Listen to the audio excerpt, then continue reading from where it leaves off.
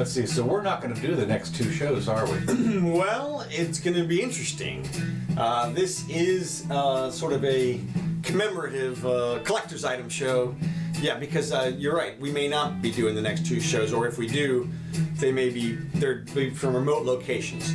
What I'd like to do is, what we may be doing, my plan right now is to do, if possible, a Periscope a week from today, and probably an hour from now. It'd probably be the 5 or 6 o'clock hour, and we'll try to send out a message on this Facebook and let people know so they can tune in and see. But I'd like to do one from the conference in Phoenix. So we'll see. I'll be working on that. So y'all can look for that. Otherwise, this will be your last Jimmy Doane show for... Are you on yet? Yeah, we're on. Okay. Yeah, this is all part of the show. All part of the show. Okay, good. All right, so when are we leaving here? We're out of here on Saturday. Okay, and back the next Saturday, roughly? Well, no, we'll be back the next Monday or something. So Monday a week. Yeah. So we'll miss 2 shows or 3 shows. 3 shows. Yeah, we'll miss 3, right? But like we say, we may be back. You may find us. We may have one on Wednesday. I guarantee you, we will do a show between now and the time we get back. So look for it on YouTube. I'll have it posted up on YouTube if nowhere else. Okay. I can do that from the phone these days. So otherwise, we do this show live twice a week right here at 4 o'clock. So I guess we'll be back in 2 weeks. Yeah, 2 weeks, right? And so look for us anyway. You know? Yeah, exactly. Yeah, we'll be on YouTube and Periscope. So today's the 26th of June, 2019, and tonight's debate night. It is the first of the debates. Yes, it is. And they tell me that Elizabeth Warren's going to be up there all alone. Well, that's not exactly true. Well, she's going to have the other... Beto's going to be there. Okay. So that'll be interesting. And Klobuchar is going to be there. Okay. So... well, of course, the format is so unbelievable. It's 2 hours, right? Now, I'm curious about one thing, and that is, what do they do for advertisements during that show? Do they do any advertising? Oh, heck yeah. Okay. No, it's big advertising dollars for these things. You would think. Yeah. Because, but, I mean, when do they do it, I wonder? When they're talking or when they're shuffling around? Dramatic points in between questions, or maybe. Wait for the rebuttal. Yeah, right. And then that's well, there's going to be got to be some short ads, you would think. I mean, certainly, they're always talking about who's going to interrupt whom, that kind of stuff, and are the women going to be called too pushy if they interrupt? Bitches. Yeah, No. Bitches. Yeah, bitches. Yeah. Don't interrupt me, bitch. Yeah, that's right. No, well, this will be interesting because we'll get to see the negative from the left. That is, on the left from the left. Okay. So you get to sort of see what they think of themselves, what they think of their counterparts as. What'll be interesting, I don't know. Negative. I don't know if the questions, of course, come from the moderators, right? I guess. I think that's what they do, and they ask them questions, and they give them. They've done that in the past, and they each give them like 5 seconds to answer, or whatever it is. Well, no, the questions come from Donna Brazile. Yeah, right. Well, that's the other thing. Or Rachel, of course, I think is one of the questioners too. Right. So you know that. But the point is, are they going to be really softball-y questions? Well, yeah. Well, we talked about this. It's going to be home run derby. Okay. Well, the other thing though, I'm wondering about is the questions. Do they know what the questions are? Has Donna been there to give them the questions ahead of time? Right. Number one. But if they haven't, for instance, heard the question before, they certainly are doing show prep, for all of this. They're trying to figure out any question that they would come, and they have to figure out how to shove the answer in 5 minutes. Is it 5? I think it's 5 minutes or 2 minutes or 3 minutes. Something, yeah. Yeah. I can tell you from personal experience that because down here at our thing, they give you 3 minutes to talk. You can't say much. You know, man, that's 180 words or something, or 200 words. I mean, it's like nothing. Well, it's a little more than that, but yeah, it's not more than 500, and you're not getting complex thoughts through and that. Well, they've probably rehearsed it, but the question is, are they going to go to their little talking point thing? Absolutely. They certainly could have memorized 300 words. Absolutely. For every subject they can think of. That's exactly what. Okay. That's what the prep is. You go to those debates and you memorize your 300 words, and you get the green light. It's about climate. Go. And and you have 30 seconds. You have 3 minutes. To spew out as many talking points. If you want to see how show prep works, of course, you should. As I said before, you need to watch West Wing, because they have the debates before his second. When he went for the second time, they had big debates, and they had showed all the show prep for a couple of episodes in West Wing. And it probably is just about like what they're doing here, except they didn't have 10 candidates, two different days. Right. What a mishmash that is. So it'll be interesting to see, I guess, and it'll, like you say, a lot of people, I suppose. I personally normally wouldn't watch it because it's going to be boring. Yeah, I'm going to watch it on fast forward the next day. Okay. Oh, there you go. Okay. Watch it at 1.5 speed. Skip the ads. Exactly. Yeah. Okay. And get to the good stuff. Get to the good stuff. Now, another thing for your calendar, very important. July 15th and 16th. Mark on your calendar. Amazon has officially confirmed that the dates of Prime Day. Okay, so what does that mean? Free shipping? Yeah, well, it means a free lot of stuff. Apparently, on those 2 days, they really mark stuff down. Okay. I mean, it's like Christmas. It's like Black Friday on Amazon. Hey. Yeah, and so that just July 15th and 16th, we will be live for 48 hours, starting at 2 a.m. Pacific time on July 15th and ending at 11:59 on July 16th. So. There's going to be deals all over the place, and I suppose there's websites. I don't know if it's going to be Amazon's website, but there'll be some kind of a website that will, quote, navigate you through this stuff. That's okay. Works for me. Bernie Sanders, of course, unveils his plan to cancel $1.6 trillion of student loan debt. What could possibly go wrong? Okay. On so many levels. Let me just finish here. He offered up a plan on Monday to completely eliminate the student loan debt of every American, staking out uncharted territory in the Democratic primary. Now, Liz said she wanted to eliminate the student debt, but there were limits. Yeah. A means test. Right, yeah. You had a means test for it, and there were limits and so forth. So hers is, but his says it's all gone. The day you sign this legislation, poof. Woohoo! You know nothing. It's going to cost $1.6 trillion student loan, undergraduate, and graduate debt for approximately 45 million people. So here's his new constituency, and they're all voters. I mean, if they're undergraduate and graduates, I mean, they're all I mean, more voters than not. Yeah. The proposal goes further than Liz's, of course. It completely eliminates student debt and ends the absurdity of sentencing an entire generation. Sentencing the entire generation, the millennial generation, and I forget who are they? Again, I forgot. The kids who came of age during the early 2000s or during the aughts. Okay. To a lifetime of debt for crime for doing the right thing, which is going to get an education. Sanders introduced the legislation along with guess whom?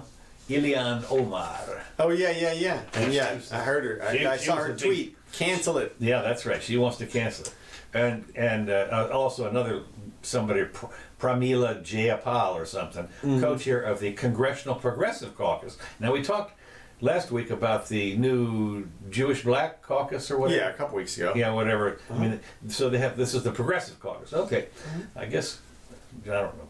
Well, interesting. So. This to me is just bad on so many levels. We've talked about it before, but of course, if I were Bernie, I would definitely sign AOC up as my vice president now. That's the move. But better than what's her name from Alaska, right? Oh my God, yeah, Palin. Yeah. Yeah. Well, Palin actually been a governor, so. But she was the governor after she was the mayor of a town about the size of my pinky or something. It was like. No, but she was the governor. That's an executive. Yeah. That's an executive position. Yeah. I mean, yeah, but okay, I'm not going to compare. Whatever, Palin. Okay, I'm talking about Palin. I'm talking about Bernie's giveaway here, student loan debt forgiveness. Wrong on so many levels. Number one, it continues the whole bailout mentality. Like everybody's going to get a bailout, bailout, bailout, bailout. It's good. We like to bail out. We can bail out. I remember when Bush, for instance, sent everybody a $200 check or something. Yeah, exactly. Yeah, exactly. It's that kind of a thing. It's a bribe. It's hey, vote for me. I'll get some of your money back to you. It's super aggressive. Interesting that Bernie would put this out there. I mean, it's rich people. I mean, it's my debt. I have, not that I'm rich, but it's I'm the old white guy. Why do you want to help me, Bernie? But it's people who generally have more money than others because they have higher education degrees. That's the idea. Of course, that's why you got it in the first place. That's why you got the loan.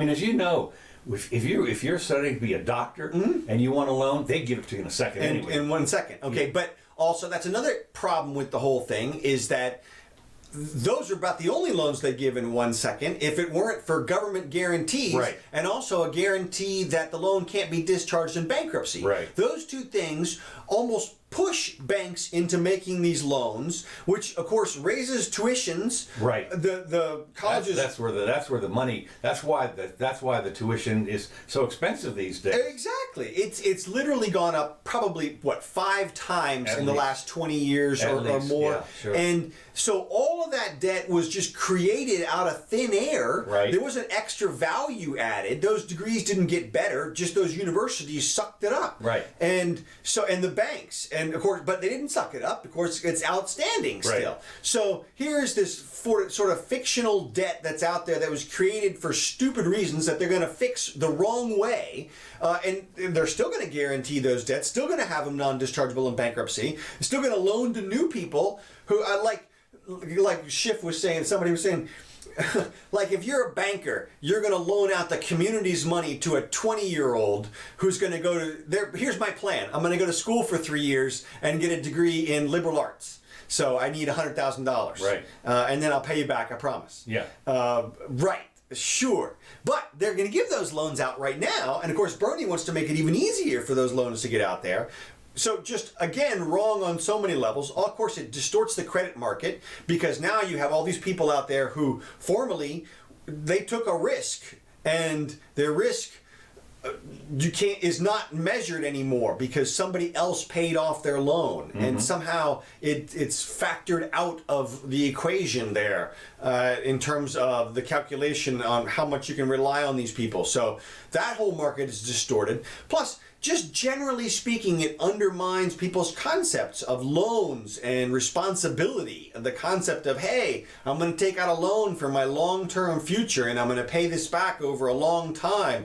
Now you have to ask yourself, well, should I really pay it back or should I just wait for the government to bail? Yeah, that's right. Well, they've done it before. Of course, that was one of the first time this happened was Chrysler in like 1980. Exactly. And that was only $7 billion. Right. And everybody said slippery slope. Right. You do this, boy. The next thing. That's right. And then Chrysler paid it back, as I recall. Yeah. And so everybody was like, see, it worked, and they paid it back. And then like another couple of years later, it was General Motors, or somebody else that was. General Motors was in 2008, though. Okay, whatever. My point is that this. It was a slippery slope. It is a slippery slope, and it's getting more slippery. Well, this is. You understand? Chrysler was $7 billion, as I recall, in 1980 to bail. This is 1.6 trillion. Right. Okay. Now, where's the money coming from? Speculators. It's a special new tax on Wall Street. Speculators. No, that's what it is. He's gonna have like a half cent or a penny tax. I'm surprised he even designated it. No, they did. Okay. That was it. It's on Wall Street. The super rich. Well, it's on the speculators. Recklessly rich. Reckless. Yeah, these are reckless speculator people. And so if you're going to speculate, if you're going to get in the card game, and you're going to gamble, okay, on Wall Street, and you understand the way this works, which is so funny in a way, because the speculators, you don't know who I tell you who they are. Of course, a lot of those people are super rich up there. It's just people who are willing to bet the other side. No, it's what it is. It's the computer people. Okay. The computer people, we've talked a little bit about this before. The computers do probably, I'm guessing, probably half to 3/4 of the trading on Wall Street. Yeah, I think we're... And it's like microsecond stuff. I mean, they go in there and the little algorithm, the huge whatever they paid for, and they'll make. So the guy you're looking for is Watson. I'll show you where he is. Yeah, that's right. Watson. You can arrest him. Yeah, that's right. He made the call. Yeah, that's Watson that won Jeopardy. That's it. Yeah, that's the guy. That's you know him. Yeah, I know him. I remember that. That's right. That's right. Watson being different. No, but the point is, it's the speculation. So the idea is they're going to try. This has been floated before. The idea is to get a penny or two out of each of these trades when they trade Right. like 100,000 shares Right. of something. And of course, what they're when a lot of times what happens on these trades is they happen so fast. I don't know what the number is, but they do 1 million of them a day, and on $100,000 or 100,000 shares, they might only make $100.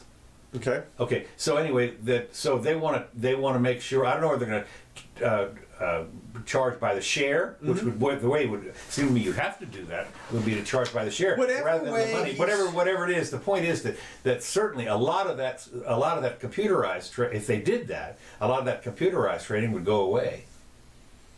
Well, maybe. I mean, I don't know the specifics either. What I do know is that they would be distorting the market by Totally. putting brakes on the speculation Right. end of the curve. One of the problems that people don't understand is that speculators happen to play and the most valuable part of a capitalist economy you can imagine. These are the people that are willing to take a risk.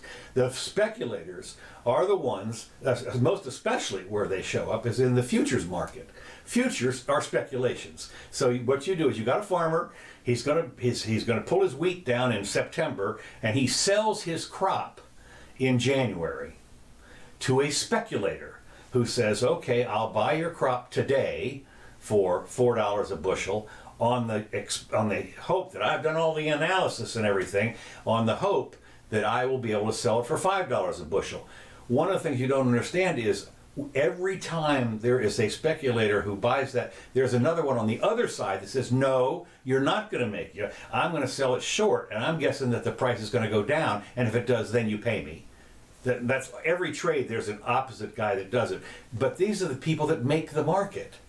The speculators make the futures market. I'm with you. I mean, And so if you don't have a futures market, basically, the farmer is, how can I put this? They've always been subject to the whims in the 30s and 40s and stuff like that. You can have like that right now. They're not planting stuff because of all the floods and everything. And I would imagine the futures market has gone pretty much down the toilet on wheat or corn or whatever it is because of all the floods and everything out in them and where they grow all this stuff.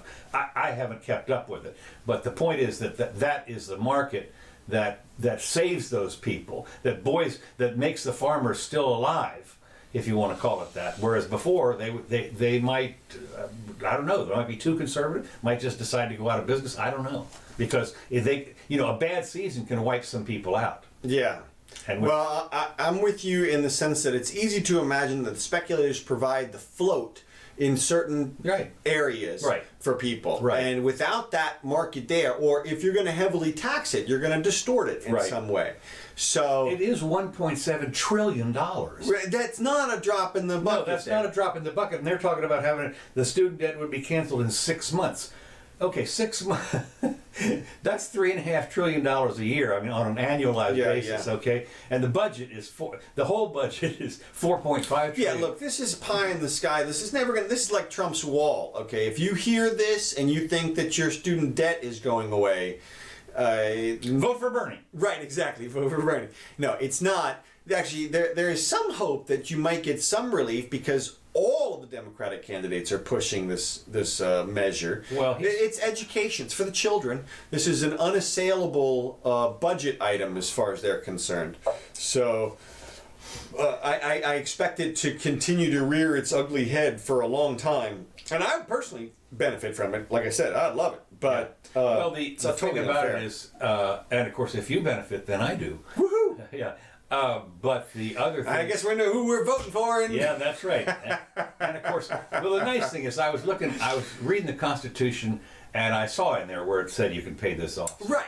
Yeah. It says there's a clause. It Clause says, in there says for the kids, for the if you children. think that this is better in the best interest of the child, Yeah. You can pay whatever you want. That's Particle 3, Section A, B, or something. That's right. Okay. E. Jean Carroll accused the president. We talked about this last week.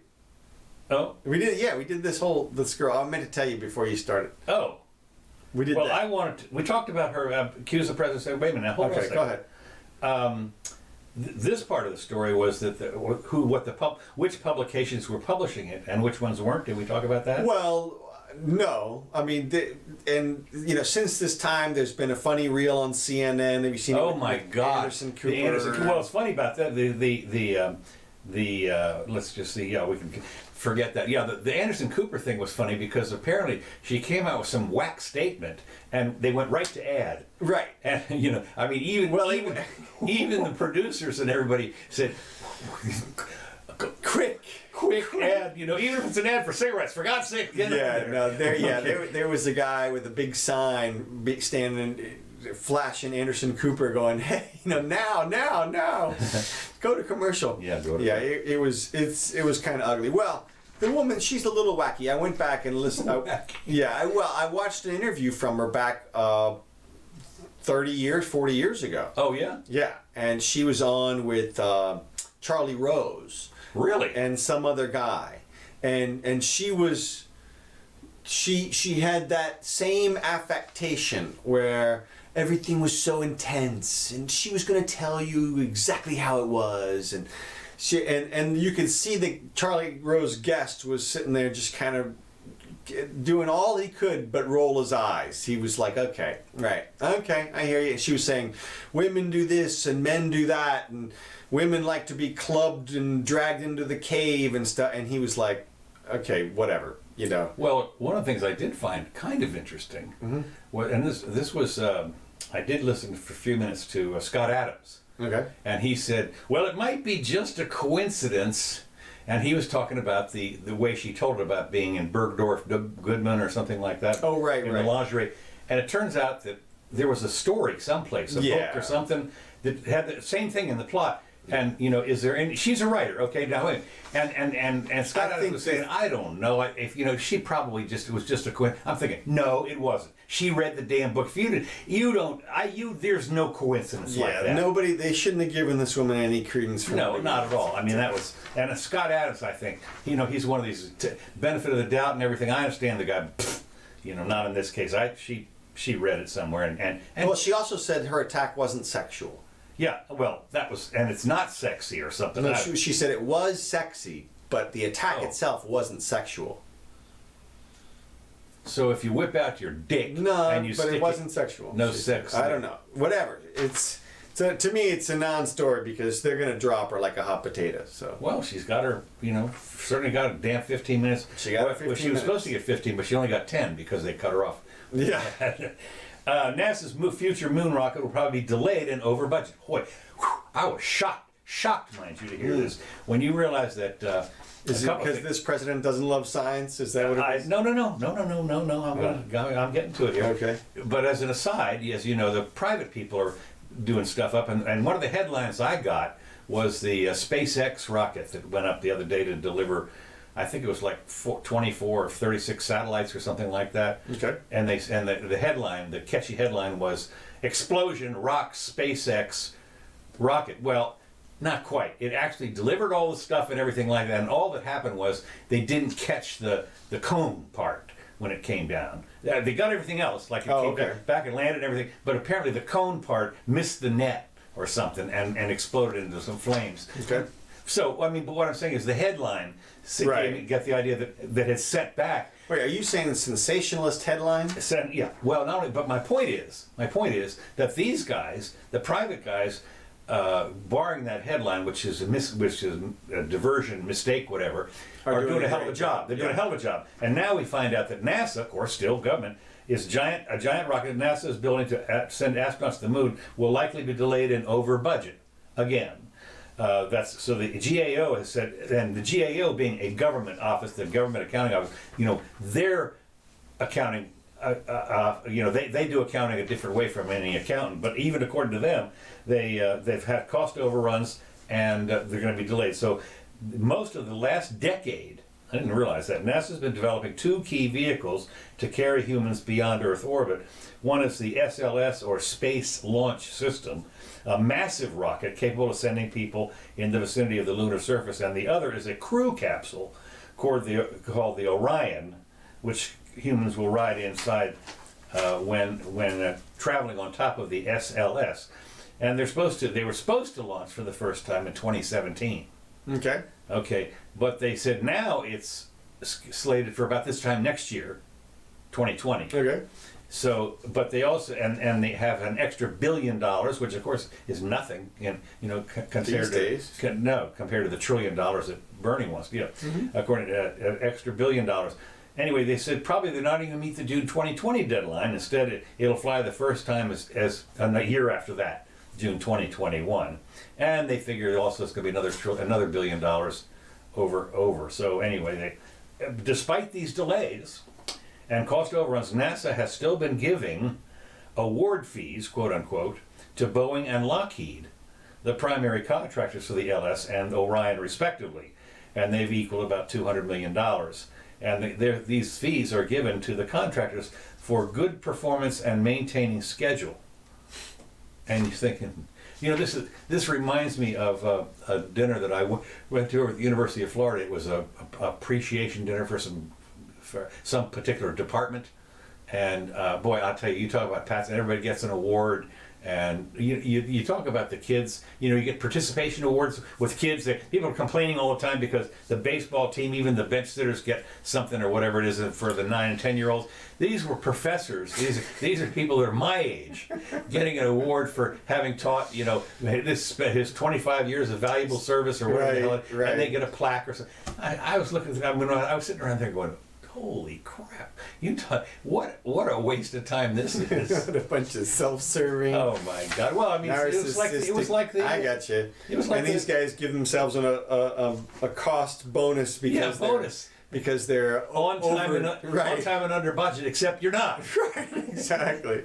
So, well, okay. Trump targets Iran's supreme leader with hard-hitting sanctions directed at the Ayatollah after pulling back from a bombing. He pulled back from the bombing revenge strike on a spy drone.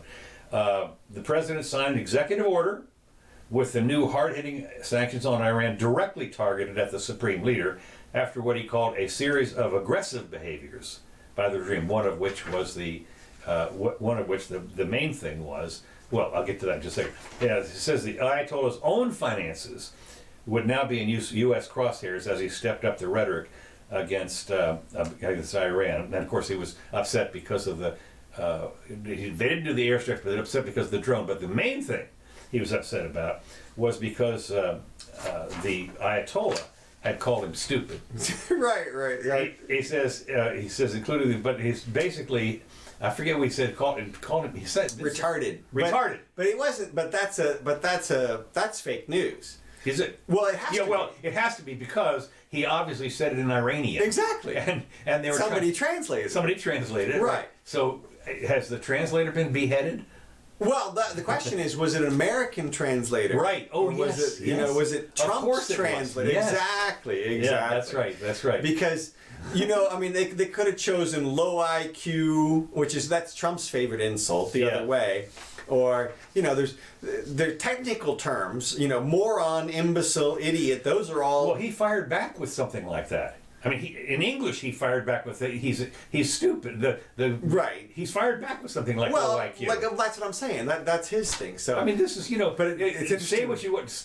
It bounces off me and sticks to you. That's right. I'm rubber, you're glue. What the hell are you talking about? That's right. But like we said, this is just fun with words in terms of the news reporting. So anyway, they've decided what they're going to do is they're going to freeze all the Iranian assets. Well, the thing about that. I didn't think there were any. Well, let me tell you something. The Ayatollah, being the supreme leader, is like a multi-billionaire. Oh, is that right? Oh, well, yeah. Of course he would be. Right. He's like. I've heard reports that he's got $100 billion or something ridiculous. Okay, but whatever it is. I wonder if it's Switzerland. Right. Well, whatever. It's probably all over the place. Yeah. And that's why when they say target him personally, it's because that's where all the money is. Right. So I mean, that's who you would target if you're going to target somebody financially. Well, of course, when you get, like you said, when you get into what they call FU money, Oh, yeah, that kind yeah. of money. I mean, they can't. So he doesn't get access to his billion here, billion there. Right, exactly, Like, he's not going to miss any meals. No, exactly. He's not going to. Not he's going. Yeah, you're right. He's got to go to bacon. Yeah. Damn, we got to go down and eat bacon now. That's how bad things are. So anyway, and instead of water, we have to drink liquor. Yeah, right. We sent him a bunch of beer and spam. Oh, yeah, beer and spam. Yeah, a couple of cases of beer. President from the Trump. And yeah, right. Well, that's right, from the Trump vineyard, and send him some wine, and then then of course some Jack Daniels or something. Case of Jack Daniels. There you go. To So all there the you men. go. Yeah, that's right. So anyway, he's going to show him. He's going to show him, boy. And I'm thinking, this is. Boy, you can talk about stupid. Well, we don't know what's going on. Like No, I I said, know. this is. Okay, well now Warren, of course, Liz has come out with a new plan. Yet another. This is about her 9th. Jesus, I mean, I hope somebody's keeping track of the money. Yeah, for her. I mean, she's got to be up to 10 trillion or something at this point. No, she. Well, I don't know. I mean, if you add up, okay, if you add them all up, all the big spenders, the one guy had a $5 trillion climate change, right, and then this Bernie had a 1.6 trillion for student, right, and then Warren had a housing one as well, okay, and let's just say that was $1 trillion, and yeah, affordable housing, affordable housing, yeah. And then that's how much it cost last time, and then what? Somebody else had a $10 trillion for climate change, but I will say. Oh, what about the healthcare? That was over 10 years, right? Another healthcare, right? Uh-huh. This one though is a new one. Okay. Gay reparations. Oh, okay, right. Gay Yes. reparations. That's On Thursday, presidential hopeful Elizabeth Warren, DMA, came out in favor of legislation that has been equated to gay reparations under the Refund Equality Act. Right. Well, it's a little bit of a misnomer, but go ahead. Same-sex couples will be able to amend their past taxes, requesting with jointly filed tax returns and accepting refunds from the IRS. The federal government forced legally married same-sex couples in Massachusetts to file as individuals and pay more in taxes for almost a decade. Mm-hmm. And so we need to call that discrimination out and make it a right. And we need to call out that discrimination, and to make it a right, Congress should pass the Refund Equality Act immediately. It wasn't until marriage equality became law that gay and lesbian couples could jointly file tax returns. So they paid more in taxes. Our government owes them more than $50 million. So it's no money. It's a drop in the bucket. Discriminatory tax code left them out. We must right these wrongs. And then, of course, the quote. $50 million, how she can pay that herself. Well, right. Absolutely right. The other thing I looked at, of course, was right away I zinged into an Alexis de Tocqueville quote. Oh, yeah? Yeah. Democracy is doomed to failure once the voting populace figures out that it can vote itself largesse from the government coffers. Yeah. Well, but see, here's the thing. And look, first of all, let me just say, I'm all for the new tax structure, which is now fair as it is, as it's been said. But whenever you start to talk, I mean, just in terms of this one particular issue, including the LGBTQ people in marriage or whatever it is. Sure. So, but my point is that here's what I want to say. Whenever you start going back in time, reparations or whatever you want to call it, whenever you start going back in time, you run into an immediate, huge, and insurmountable problem. And that is, you have nobody left to hold accountable when you start going back in time. The people who caused this situation are dead or gone. Okay. And so in order for you to pay people going backwards, you have to hold somebody today accountable. Taxpayer. Well, but my point is that then it's them. It's them. I mean, then it's her. It's us. But there's no. You can't hold. How are you going to hold dead people accountable? That's what I'm saying. Go dig them up? Well, right. You can't. So it has to be today's people. But the problem is that then you don't take into account any anything about the person. Right. I mean, for example, maybe I labored my entire life to restore LGBTQ rights. Haven't I already paid my fair share? Or maybe my intervening ancestor did that. Do I benefit thereby? When you start talking about what people did in the past and blaming present people for it, then you have to ask yourself things about, what about crime? If your grandfather committed a murder, should you now have to go back and pay Sins of the father. reparations to the family? Right. 100 that's years? right. How many generations does it go back? Infinite. Infinity? Okay, right. And so obviously we're mathematical. Oog the caveman. That's right. He did the oog. I need payment for oog. Oog sin. Throw my wife off cliff. Carry her by hair. That's right. That's right. So obviously, there's no possible way that you can go back. Well, this is again in the past. No, But I mean, and of course, nothing like this is ever going to happen. But I think it's a hoot that they come up with it. Well, it is. But it's just amazing to me that they don't see the logical fallacy there. They don't care.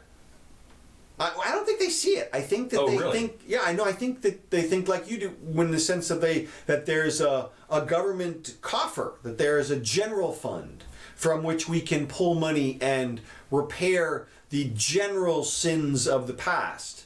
Of course, the country. Of course, about a third of the budget is the general fund of China and other people that are buying the bonds that were borrowing money. Well, I mean, there is no, obviously, we're 22 trillion in debt in the general fund. And counting. Right. So. Craving, here's the next thing, of course. I love this. Craving a slurpee, but lacking the motivation to get off the park bench. This is great. 7-Eleven launched a delivery service Monday that will send a Slurpee or almost anything else carried by the chain public to public places ranging from parks to beaches. And of course, this is what I like, because this is a convenience store, is the 7-Eleven. And the convenience store is not convenient enough. Nope. No. But now it is. Now it is. Now the convenience store is really convenient. I can't wait until 7-Eleven has little drones just flying off its roof. You know that they're going to. I mean, I know. They told the more than 2,000 7-Elevens hotspots.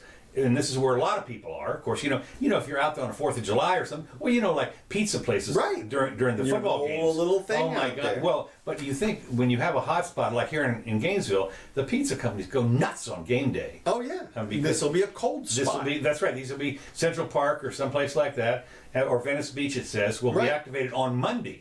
Now this came out the other day, so it was like they were apparently activated 2 days ago. Venice Beach. Or whatever, or maybe it's tomorrow. Customers need to download 7-Eleven's 7 Now app and select Show 7 Now pins to find a hotspot nearby. You're gonna get mugged on Venice Beach. Well, 7-Eleven believes it'll may be able to deliver more than 200,000 hotspot locations. And Domino's launched a similar service last year, delivering pizzas and more over 200,000 public locations. They decided this when they started getting requests far away from home where getting a bottle of water may be more tricky. So I'm thinking, wait a minute. And of course, the other thing is, how are those Slurpees going to be? They can't spill them or anything. I don't know. So anyway, we've been on this journey to redefine convenience, said the CEO. This makes it easy for people to stay in the moment. I'm sitting there just laughing my ass. I love it, man. A flying refrigerator. Yeah, with your Slurpee. And a flying pizza oven. And it just delivers you. You're just right there on the beach, and you're like, Domino's, come to my location, and 7-Eleven also. Okay, this next item here, yeah. And then who else is next? I mean, Budweiser. Boy, isn't that the truth? I mean, that's beer. Yeah. You have to show your ID, I guess, or something. Here's my ID. Well, you probably when you do it on your credit phone. card, it checks your age through your credit card or something. Yeah. But here's the thing: will your beer be shot down in the sand dunes? Somebody shoots your drone down and collects your beer. Speaking of which. You can do some. Have some fun stuff with that when you order stuff for somebody else. And here are your sex toys or something. Well, it delivers to your board meeting. Whatever. I was thinking, down the beach, you say, I'm gonna buy that girl a drink. Right. Slurpee, Right. So deliver it, deliver it 50 yards from right where I'm sitting. Right. Well, and then you need a special command that says like throw drink. Oh yeah, throw drink, right, bitch. Now this, I should have covered this before. When we're talking about Trump and the moron and all that stuff. Trump lashes out after Iran's president called him mentally retarded. You did say that. I know, but I'd forgotten to say that he threatened an attack on any attack on anything American will be met with obliteration. Okay. Well, I just thought it was interesting. He said, this is semantics. He lashes out. No, he responded. Okay, he didn't lash out with a whip. I mean, it's just the words they use today. Everything I see, it's instead of so and so responds, it's so and so rips so and so. They slam. Well, I the know other guy. it says here any attack by Iran on anything American talk will be met with great and overwhelming force in some areas. Overwhelming will mean obliteration. No more John Kerry and Obama. So I don't know what that means. Okay. They're the one. John Kerry and Obama were the ones. They're with the red line. Yeah, red line or the finger shake. Right. We have. Where's our giant finger? We need. Yeah, we didn't have that. So anyway, but then he said, "Oh, we're still open to talks. We still want to talk." Okay. Well, obviously, if we haven't launched. Yeah.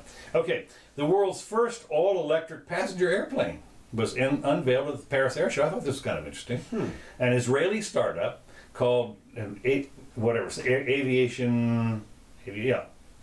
That's interesting. Aviation Aircraft unveiled the world's first commercial all-electric passenger plane in Paris. And the name of the plane is Alice. I don't know what that is. That sounds like the name of my GPS. Who was I forget who it was.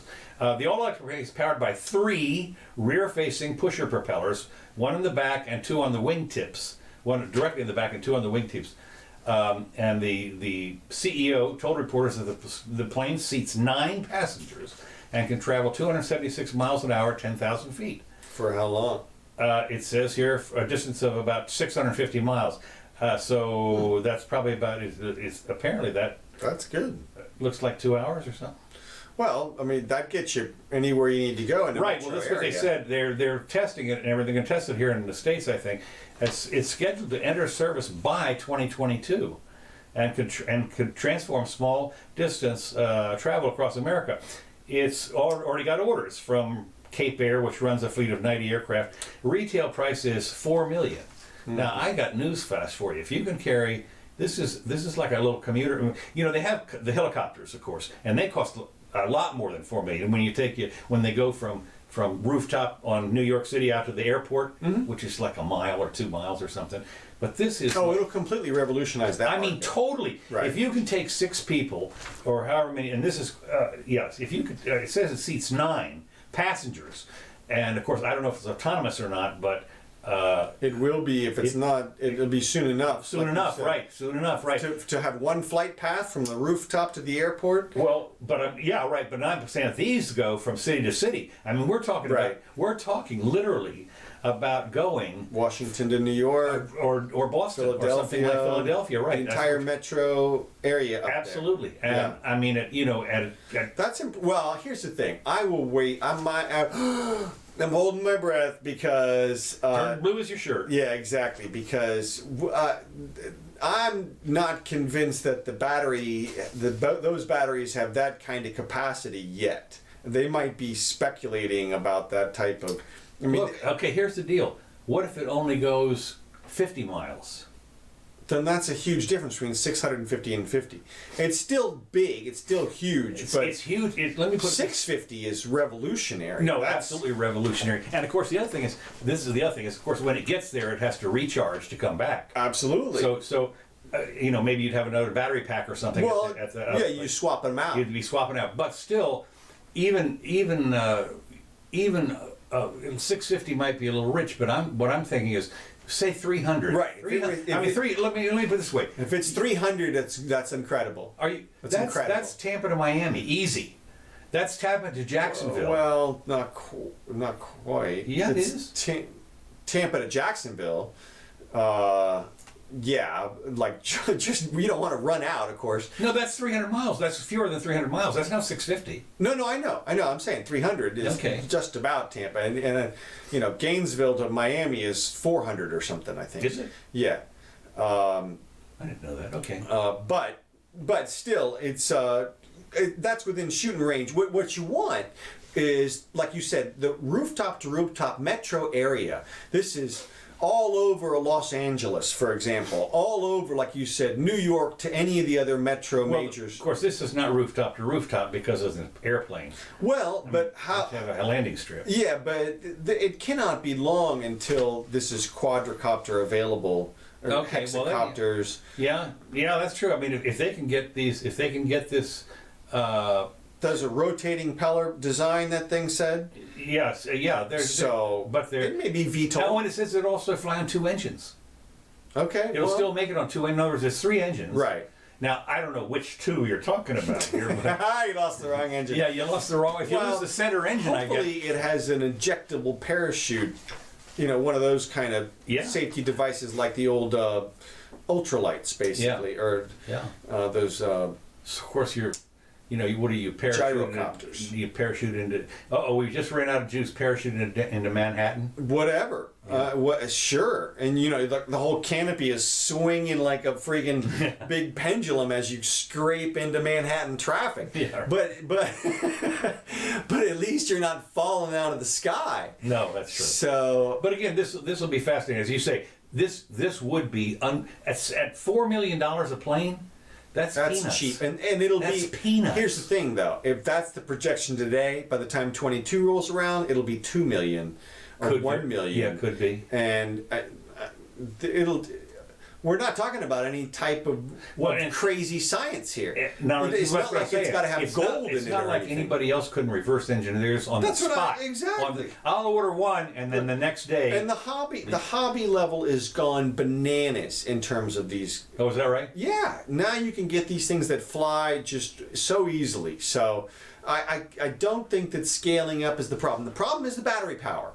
Now the good news about that is Elon Musk's world's largest building is getting ready to go online, or is already online, and you've got, I think Panasonic is in there, and another Japanese company, and they're producing batteries, high efficiency new batteries. Well, that is a problem, because you see these high efficiency new batteries, for example, in those vape pens, and they have been exploding. Really? Yes. Okay. There's been 2,000 explosions in the last few years. Now, of course, there's probably been 20 million pens of those things. Oh, that's true too. But But of course, like anything, you only have to have one of these planes go down.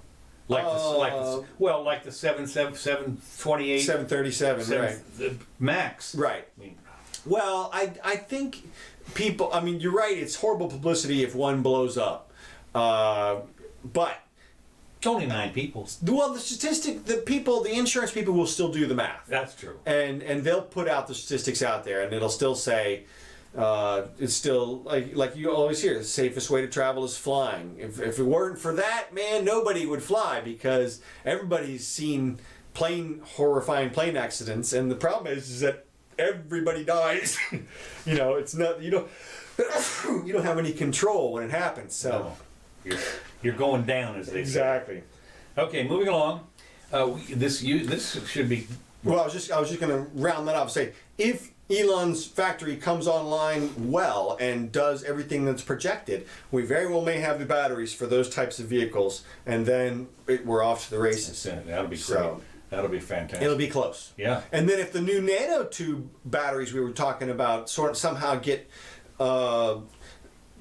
scaled up so that they can hold that type of power and we can have better control, that would do it as well. Well, it really will. Well, and of course, this is 5-10 one thing. years, This is all 15 happening, years. as you notice it, in the private sector. Sure, why not? They have a tremendous incentive to make it right. And so, Clint Eastwood to film a movie in Georgia despite Hollywood boycott. Yeah. Now, Clint is a libertarian. Is he? Yeah. He's one of the libertarians. Robert Robert Duvall is talking another to the one. chair thing. Yes, that's right. He did the talking to the chair thing. He's 89 years old. I didn't realize that. Yeah, he's old. Despite the boycott filming in Georgia launched by Hollywood liberals angry over the state's pro-life heartbeat law, Clint has decided his latest movie is going to be. Now, there's an obvious reason why it's going to be in Georgia. He's got a studio there. Well, not only that, it's a story about Georgia.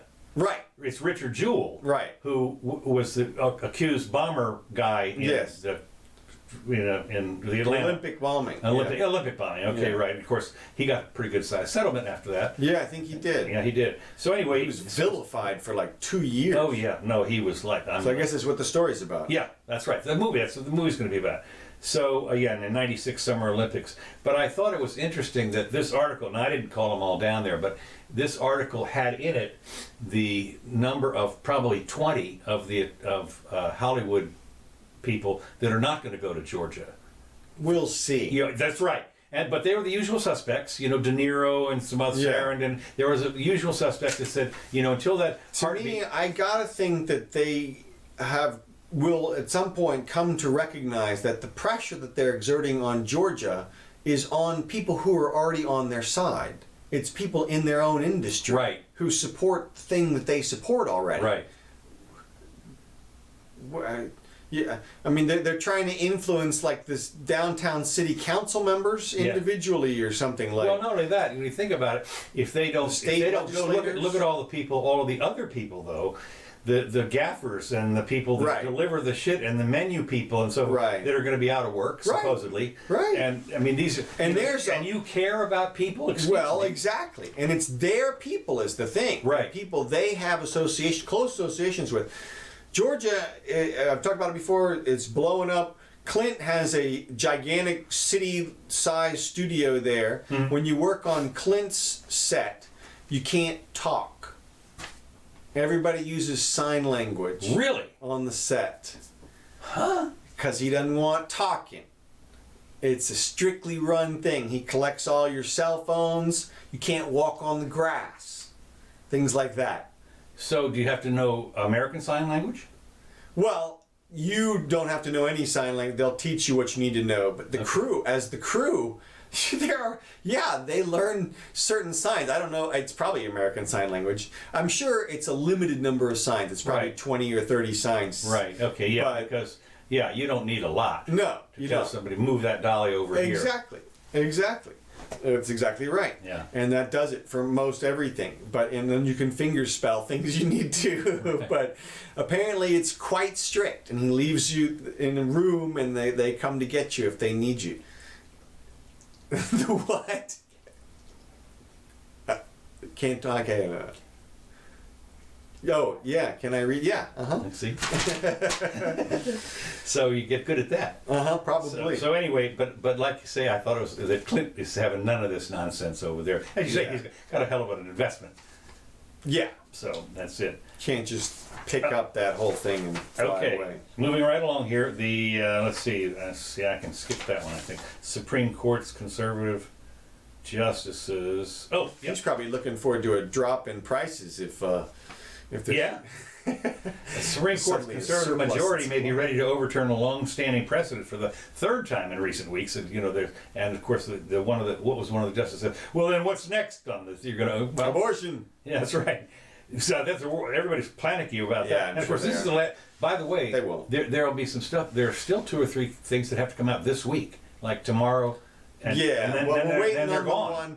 The cross one came out. They said the cross was okay. Yeah, that was good. The one we're waiting on is to see if the administrative agencies. That's the one. That's the one. They on a business-backed bid to overturn decades-old decisions that give federal agencies broad power to say what their regulations mean. Which is, they say, it's about time they got rid of this thing. The case is one of 8 rulings due out before the term ends this week. It's going to be close. It's going to be close. Well, it always is. Yeah. So they also might rule on the gerrymandering and so forth.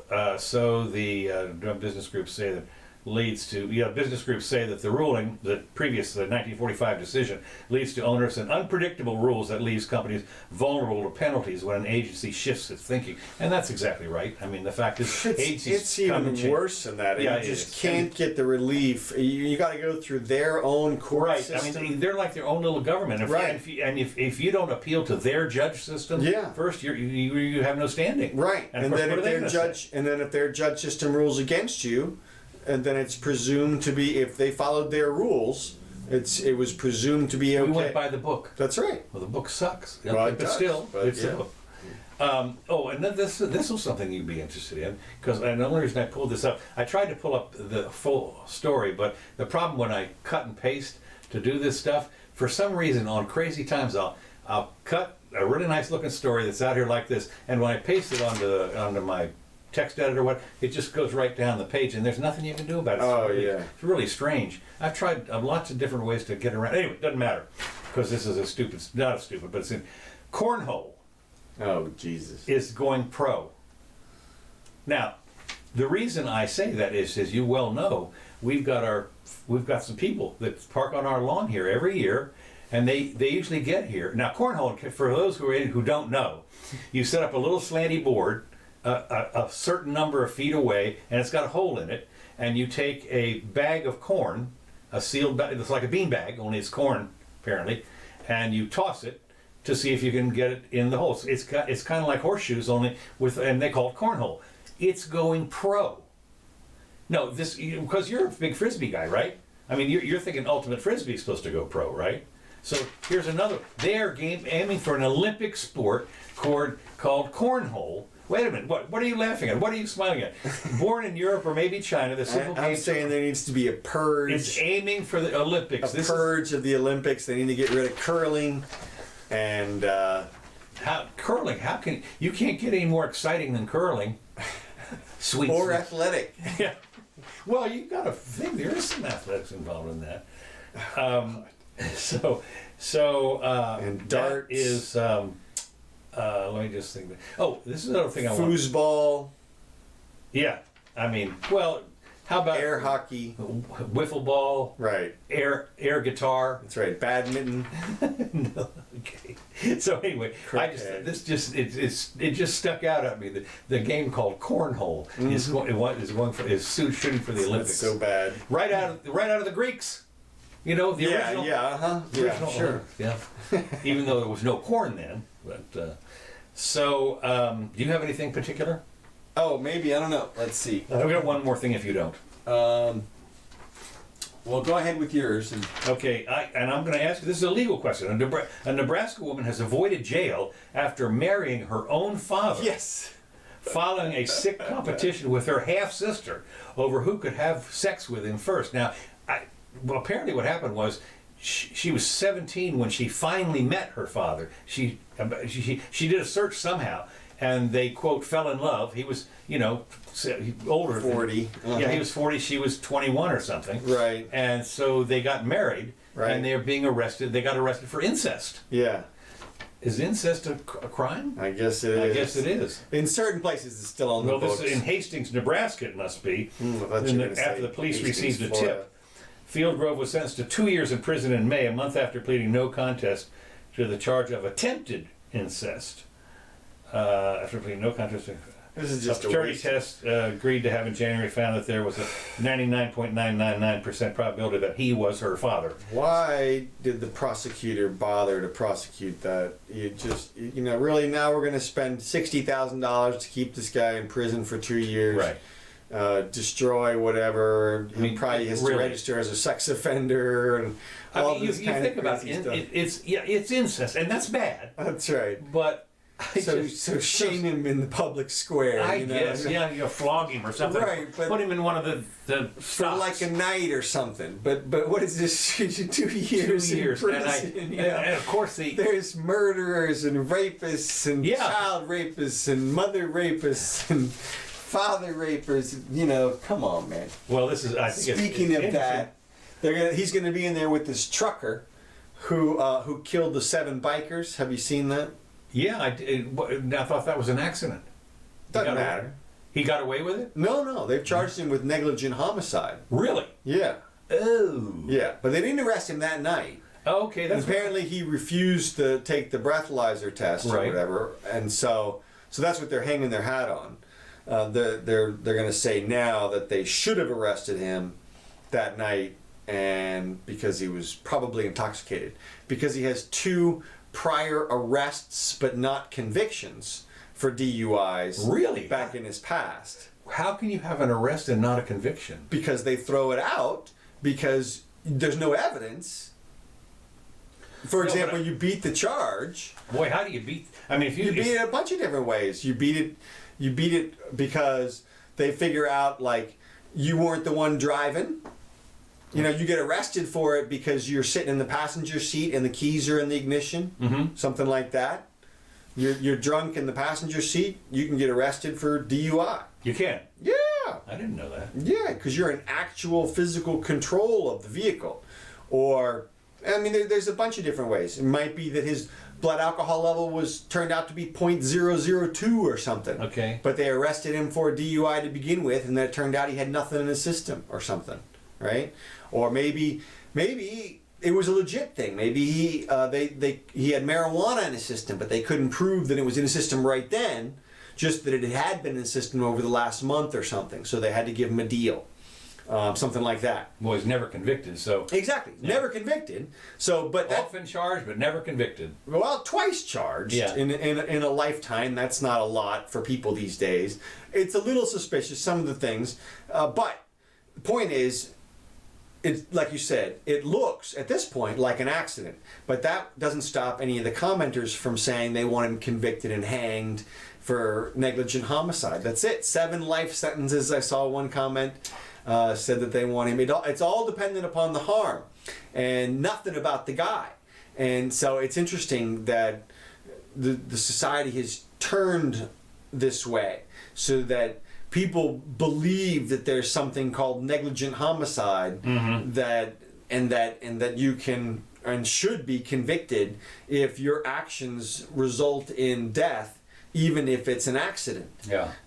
Because you should have done something about it. It's sort of a recipes loquitur standard, which is the thing speaks for itself. It's a strict liability standard, really, when it comes down to it. What you're saying is somebody died, and therefore we want some accountability. And it's interesting. I saw another post. Somebody was comparing. They had posted 2 images. One was a guy convicted apparently of sale of marijuana, and he had been in prison for 25 years, according to this meme. And the other one was a picture of like a 20-year-old guy, and they said got probation for kidnapping and raping an 11-year-old. And I responded, that doesn't seem right. No. So turns out that the kidnap and rape guy, the girl presented herself as being 18. Right, I knew that. And and apparently, I mean, what you have to believe from the sentence is that the judge believed, that the guy believed that the girl was 18. Right. And boy, I'll tell you, but you know, if you're 11 and look 18, ooh, what does that say? that's a long distance. Yeah. But it happens. Yeah. And I mean, it happens. And again, people will think things like, well, I carded the girl, I checked your ID and it said 18. Well, that's not a defense to that crime. Because it isn't. No. It's a strict liability crime. Wow. So, and I've defended people who carded the person, and the card said 21 or something, and they're at a party that they don't think anybody is at, or a place where they knew they must have used an ID to get in, and you're still convicted as a sex offender for rape, and you register as a rapist for the rest of your life.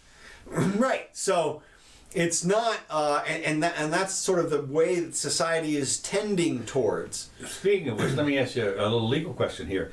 If you're convicted of rape or whatever it is here in Florida, and you're a registered sex offender here in Florida, what happens when you go to Georgia or... So, interesting question, and it depends on the individual state's laws. Okay. Each individual state has different levels and different requirements. There is no interstate agreement between all 50 states or anything like that. That's what I was asking. So what you do is you call up the sheriff in the next state over and you say, hey, this is my situation over here, what do I do? Or you have to hire an attorney to shepherd you through the process. I know if you come to Florida with a conviction from somewhere else, you immediately fall into one of the rubrics of whether you're a sex offender or a sexual predator, and depending on what you did in the other state, it'll be commensurately assigned a level of severity in our state, and then you have to register in all the various places. They try to have coverage in all the states, but it doesn't always transfer. A lot of times there'll be prohibitions against you leaving the state with that kind of a Really? Yeah. How can they do that? Well, they sort of can't, because you're supposed to have free movement between the states. That's Absolutely. a constitutional right. But another state can say, well, we're not going to supervise that your defendant. Right. know? Okay. And so therefore, we don't want them in our jurisdiction or that kind of a thing. It gets into some gray area, and especially especially with these offender registries that we're talking about, because this is post probation supervision. Right. Okay. This is, you've served your entire sentence. The time limit of the sentence has elapsed, and yet you are still required to do this registration, like on an extremely timely basis, like within 24 hours if Right. you're moving between counties, or it's a new felony charge. And I've represented people in jail, in prison, for violating just the movement clause. Even people who are married to the person that they supposedly Really? sexually assaulted. Yes. They have a whole family, kids and everything. So that's nothing. So just watch out. Okay. One more real quick thing about law enforcement. It was a massive marijuana bust in California this week. Yes. In California. Wait, I thought it was all legal out there. Right, you did. But it's not, because, of course, remember we talked about that enhancement that they did, where they re-regulated everything and they made the manufacture, distribution, and sale much more stringent. When they made it all pure legal out there, Yeah. they made it much harder and more regulated of an industry Okay. to be involved in. Well, it's so hard that this outfit apparently had 350,000 plants growing, 20 tons of refined marijuana, which means, picked and sort of groomed or whatever. 20 tons of that. The street value, I'm just roughly calculating somewhere between $500 million and $1 billion for that stuff. Okay? So that's not a small operation. No. They just raided a $500 million minimum operation in Southern California. And it was only a 40-acre farm. Really? Yes. That's not big at all. Well, not really. No, but I used to own 40 acres down here in Marion County. You could look at it all. there you go. So you got to figure there's probably more of these types of operations. And as you correctly noted, would be totally legal if they were paying the man Right. their cut. Yeah. But apparently they ain't paying the man enough. I see. And so they're getting raided, and it'll probably be super felony shit. Wow. Yeah. So, well, not that, there's a lot of things. Do they know what they were doing was illegal, or was it, hidden in the forest or what? No, what I mean is they Right. Did they think that they were operating a good, and just their license was expired or something like that? Well, so, Y'all forgot to renew, so Yeah. we swatted your ass. well, the other thing is, though, what are they? The question, of course, comes to with the $500 million. What do they do with this stuff? Is this the same thing as I know. They'll probably civil burn forfeiture? it. I know. Well, what they should do, of course, is sell the shit. They should immediately put it onto the regular market. Yeah. Because why not? But then again, that undermines all of the people who are legitimately doing the Right. You're going to turn $500 million, and of primo stuff. You're going to saturate the market, and suddenly your legal stuff that you're paid taxes on all the thing is worthless. Practically. So they'll probably burn it. Yeah. I don't know. It's just weird, and it's just an interesting predicament. All right, and then one final thing. There's, and then Mrs. Jimmy would like this. There's some sort of ban on Muslims in Japan. Okay. Like a complete ban. Really? Yeah.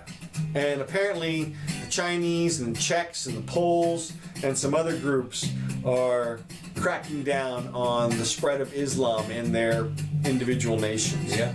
Angola, because think Poland is too. that's I just said the Poles. Okay. So I thought you were talking about the dancers. oh well, yeah, them too. So anyway, all right. Well, Japan I can quite understand because they're pretty insular. Yeah, well, they certainly are. I mean, you can be like half Japanese and you don't count. Oh no, you're a total outsider. You're gaijin. Oh yeah, That's right. absolutely. So, all right. Well, hey, thanks everybody for joining us. Gene and Jack, Uncle John. Hey, good to see you. Hope you guys had some fun. These tracks brought to you by Kevin McLeod.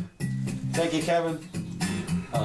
We had a good day. Like I said, also we will be back, but not for 2 weeks. 2 weeks from today, we will be back. So look for us then. But actually, you will find us most likely on YouTube before that. That is July the 10th.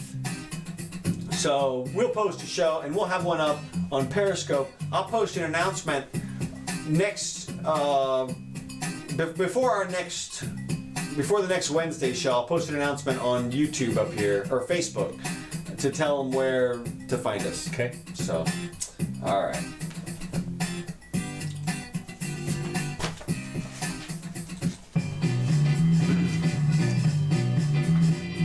All right.